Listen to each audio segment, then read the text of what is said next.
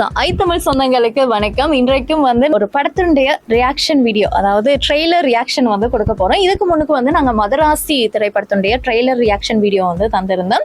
இன்றைக்கு இட்லி கடை திரைப்படத்தினுடைய ட்ரெய்லர் ரியாக்ஷனை வந்து நாங்க உங்களுக்காக தரப்போறோம். நீங்களும் அப்படியே எங்களோட இருந்து பாருங்க எப்படி இருக்கு அப்படின்னு சொல்லி.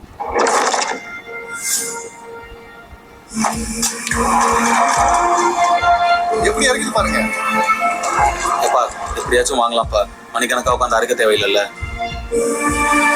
ஆட்டுக்குட்டிக்கு ஒரு ஆட்டு மிஷினால என்ன வேணாலும் செய்யலாம். ஆனா கை பக்கம் வரணும்ல, அது மனசுல இருந்து வரணும். பொதுவா லைஃப்ல நம்ம பண்ற வேலையை ரசிச்சு பண்ணணும்னு சொல்லுவோம். அதுக்கு பெரிய பிசினஸ் மேனா இருக்கணும்னு அவசியம். வெறும் இட்லி சுடுறதா கூட இருக்கலாம். நம்ம கம்பெனிக்கு வந்திருக்க 15% ப்ராஃபிட் இன்க்ரீஸ் ஆயிருக்கு. சூப்பர்யா, சரியான வேலைக்காரையா நீ. நமக்கு அப்புறம் இந்த வீடும் நம்ம கடையும் அப்படியே போயிடுமோன்னு. அவன் எங்க போறான்? இங்கதான் திரும்பி வர போறான். இங்கதான் திரும்பி வர போறான். இங்கதான் திரும்பி வர போறான். கலிக்கங்க. எப்ப முருகா, அந்த பொண்ணு கையல் யாரு? உங்கள்கிட்ட வேலை செய்து சொக்காளி கொமட்ல குத்துனா. You're the best.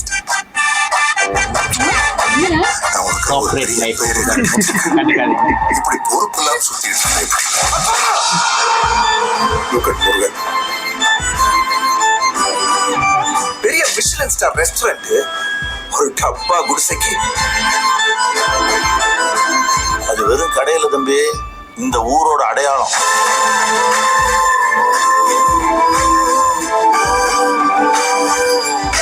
அந்த இட்லி கடை எங்க ஊருக்கே பெரிய சென்டிமெண்ட் சார். அவனை முழுசா அழிக்காம நான் இங்க வர மாட்டேன். கணப்பராதவங்க அப்புறம் ஒரு இட்லி கிடைக்காது. அவன் சாதனத்துக்கு ரெடியா இருக்கா.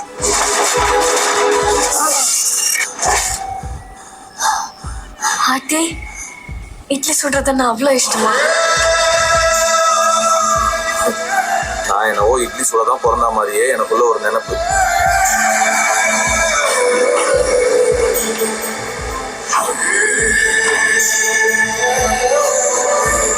இன்னொரு விஷயம் என்னன்னா, நம்ம முக்கியமான ஒரு நபர் நாங்க இந்த டைம்ல வந்து ஞாபகப்படுத்தணும். சரண்யன்.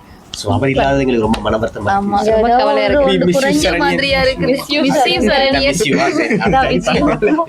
இந்த திரைப்படத்தினுடைய கதைக்களம் வந்து நல்லா இருக்குது. ஒரு குடும்ப கதைக்களமா இருக்குது. ஒரு கடையை மையமா படுத்தி தான் இந்த திரைப்படம் வந்து அமைய போகுதுன்றதை மட்டும் தெரியுது. ஒரு உயர்தரத்துல இருந்து ஒரு திருப்பவும் அதே இடத்துக்கு வந்து ஒரு சென்டிமெண்டா இருக்குது.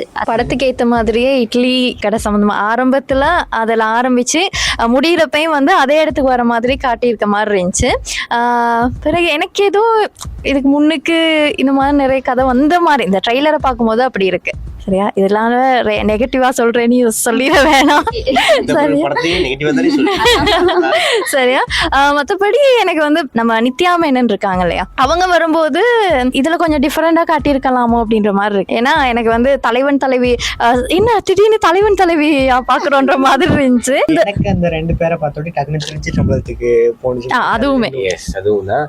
அந்த திருச்சி டம்பளத்துல கொஞ்சம் தனுஷ் கொஞ்சம் வேற மாதிரி யங்கா இருப்பாரு. இதுல கொஞ்சம் மெச்சுவர்டா தாலி வெடிச்சு இந்த ஒரு ஆடியோ ஃபங்க்ஷன்ல கூட ஒரு மாதிரி வெறைப்பா கட்டபொம்மை மாதிரி பாத்துக்கிட்டு இருப்பாரு. ஸோ அதை கூட எடுத்து மீமா போட்டிருந்தாங்க. அப்போ அந்த கெட்டப் வந்து இதுல இருந்தா அப்படி இன்ஸ்பயர்ட் ஆகி அப்படி போயிருக்காரு அப்படின்றது தெரிய வருது.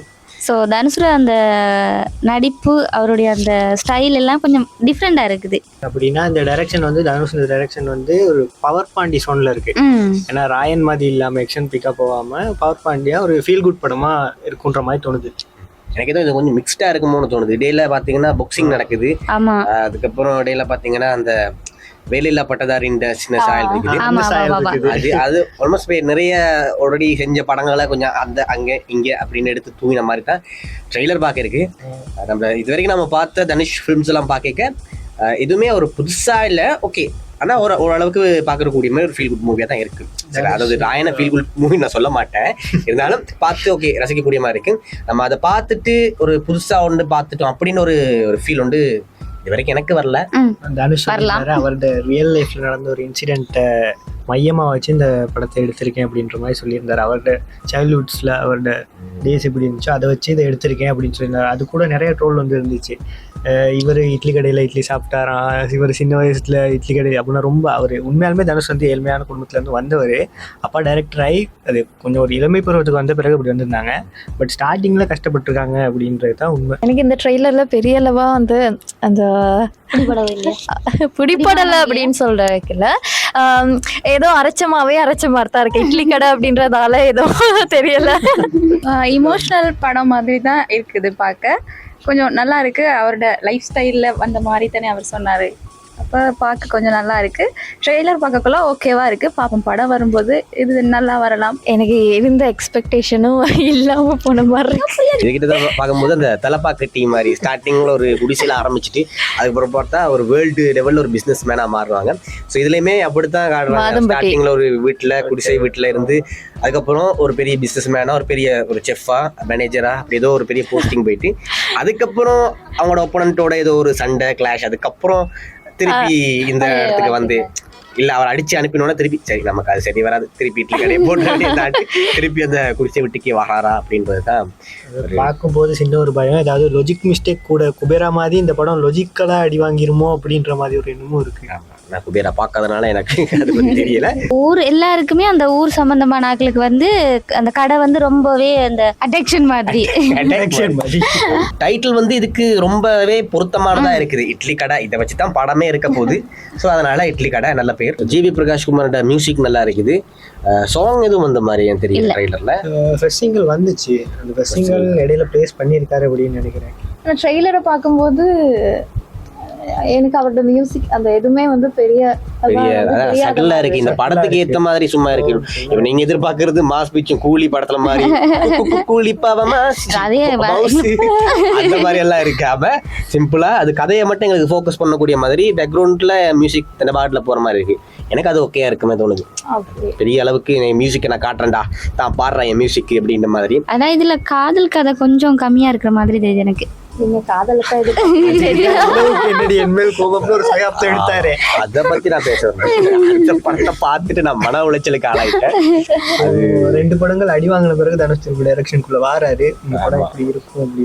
அவரை ஒரு ஆக்டரா பிடிக்குமா டைரக்டரா பிடிக்கும்? எனக்கு ஆக்டரா பிடிக்கும். எனக்கு ஆக்டரா தான் பிடிக்கும். எனக்கு அதனால தான் கேட்டேன். ஆனா எனக்கு பவர் பாண்டி பிடிக்கும். இது வந்து ரெட் ஜெயின்ஸ் பேனர்ல வர ஃபர்ஸ்ட் இன்பன் உதயநிதி தயாரிக்கிற ஃபர்ஸ்ட் ஃபிலிம். வேற இன்னொன்று நான் பார்த்துட்டேன்னா ஸ்டார்டிங்கில் அந்த மிஷின் ஒன்று காட்டுறாங்க. முதல்ல கையில் அப்படியே அரைக்கிறவாங்க, அதுக்கப்புறம் ஒரு மிஷின் பார்ப்பாங்க. இப்போ அவட அப்பா வந்து வாங்குறதுக்கு பெருசாக இன்ட்ரெஸ்ட் காட்டாமல் இருக்க தனுஷ் தான் சொல்லுவார் வாங்கும்ப்பா, அப்போ நம்ம கையால் அரைக்க தேவையில்லை. அப்போ லேட்டஸ்டான டெக்னாலஜி அடுத்தடுத்த லெவலுக்கு போகணுன்ட்டு தனுஷின் எண்ணம் இருக்குது. அவட அப்பா அது ராஜ்கிரண் எண்ணம் வந்து கையால் இருக்கணும், அந்த பெரிய அளவுக்கு போக தேவையில்லை, நம்ம இந்த தெருவுக்கு நம்ம ஊருக்கு கொடுத்தாலே போதும் அந்த மாதிரி இருக்கு. ஒரு மனநலத்தில் இருக்க மனநிலையில இருக்காரு. ஸோ கடைசியில் தனுஷ் வந்து அதுக்கப்புறம் வெளிய இடங்கள்ல சண்டை பிடிச்சி போயிட்டு அதுக்கப்புறம் ஒரு கோஆப்ரேட் கம்பெனியில் ஒர்க் பண்ணி அதுக்கப்புறம் அங்கே இருக்கிற பிரச்சனைகளை பார்த்துட்டு அங்கே சில விஷயங்கள் இருக்கு தானே, அதை பார்த்துட்டு திருப்பி இல்லை நமக்கு இதுதான் சரி அப்படின்னு திருப்பி நம்ம பழைய கடைக்கு வந்த மாதிரி தான் எனக்கு ஃபீல் ஆகுது. எனக்கு எது சரியா கனெக்ட் ஆகுமான்னு ஒரு பயமா இருக்குன்னு சொன்னா அருண் விஜய்ட்ட அந்த ஈகோ கிளாஷ் எதனால அவர் வந்து தனுஷா வந்து அழிக்கணும் அப்படின்னு பாக்குறாரு. அதுக்கு ஒரு சரியான பேஸ்மெண்ட் இல்லாட்டி படமுமே டவுன் ஆயிரும். எனக்கு தெரியும் அது ஏன் தெரியுமா ஈகோ. அது பெரிய லெவல்ல ஒர்க் பண்ணிட்டு இடத்துக்கு எதுவும் பிரச்சனை வருமா? இடத்துக்கு இல்ல, அந்த செக்ரட்டரிக்கு தான் பிரச்சனை.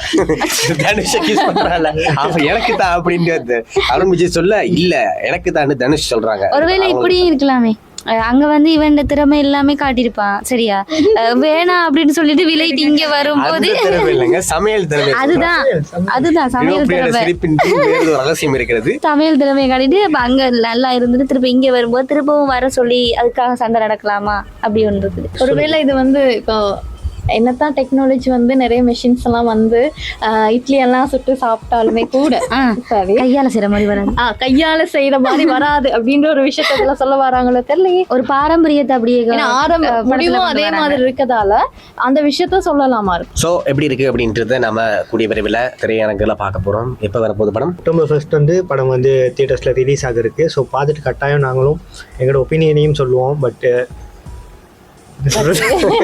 என்ன மனசுல இருக்கிறத அப்படியே சொல்லுவோம். படம் நல்லா இருக்கா இல்லையா அப்படின்றத உள்ள மாதிரி நாங்க சொல்லிடுவோம். நாங்க போய் சொல்ற பிள்ளைகள் இல்ல. நாங்க சொல்லிடுவோம், அவங்க வன்மத்தை கொட்டுவாங்க. இன்னும் புரியா சொல்லி இவங்க வன்மத்தை மறைமுகமா கொட்டுவாங்க. சரி, அடுத்த வீடியோல உங்களை சந்திக்கிறோம். அது வரைக்கும் உங்களிடம் விடைபெறும் நாங்க ஐ தமிழ்.